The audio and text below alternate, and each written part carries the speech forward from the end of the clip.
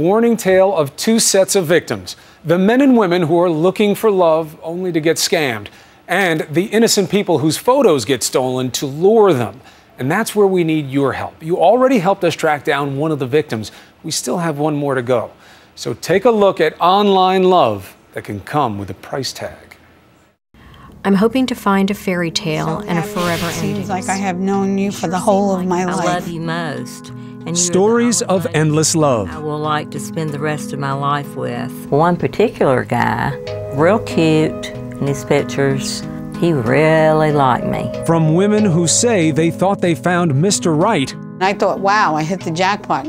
On America's most popular dating website. 1 in 5 relationships now begin on an online dating site. And when it comes to meeting someone great online, there's only one place to go, Match.com.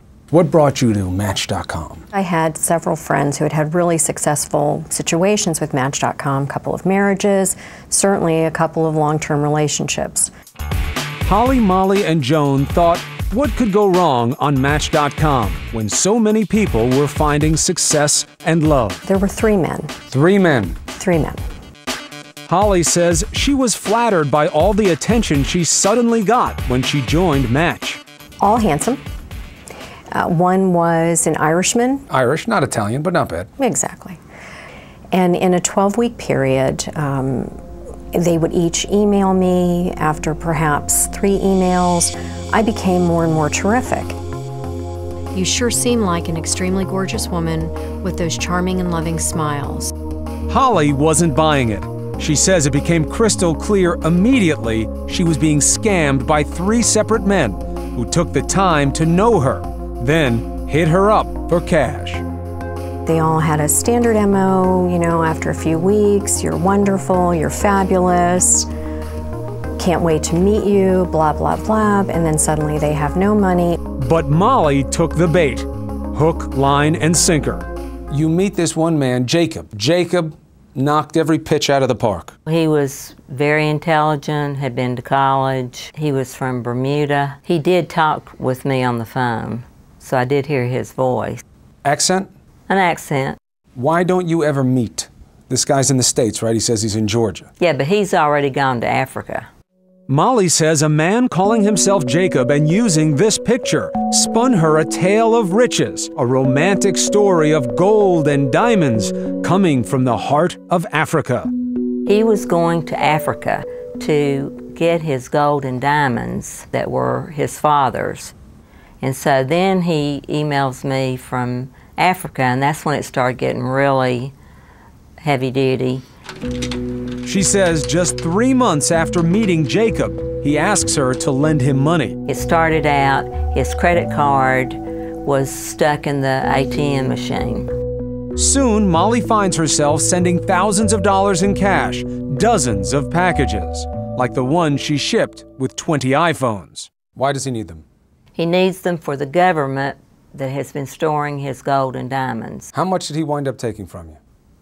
Almost $100,000. It's easy for someone to say, Molly, how could you?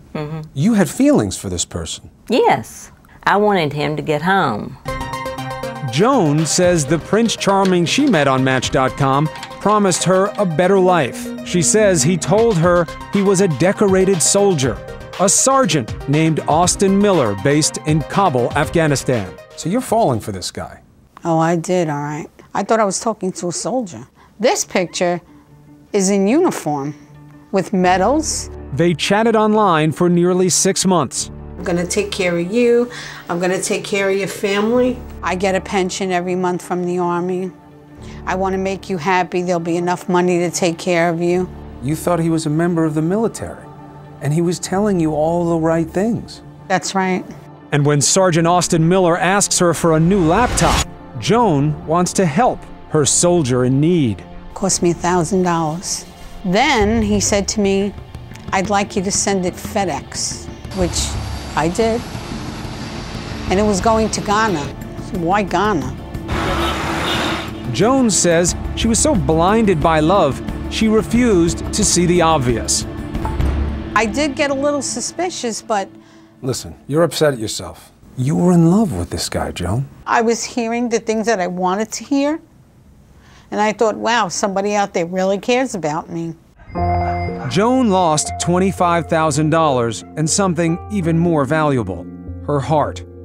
She deeply feels the shame and pain of being played by a virtual stranger online. Everyone can form their own opinion, but you'll never know until it happens to you. You may think you'd never be so gullible, but remember, Joan wasn't online looking for a bargain. Love always, Austin. She was looking for love, vulnerable and open. And the FBI says it gets thousands of complaints every year from people just like Joan, who've been fleeced by people they meet on dating sites. But the online dating industry insists scammers represent a small fraction of all profiles. My questions for Match.com a little later. But first, we wanted to know who is the man Joan thought was Sergeant Austin Miller. So we asked you, our 2020 viewers, to help us find the man in this photograph. We heard from Angie Gordon, a viewer from Northern Virginia, who picked up on 3 subtle clues. His name, his branch insignia, and his rank. Did a real quick search. Lo and behold, one of them popped up. He had the exact same picture that was on the Facebook page.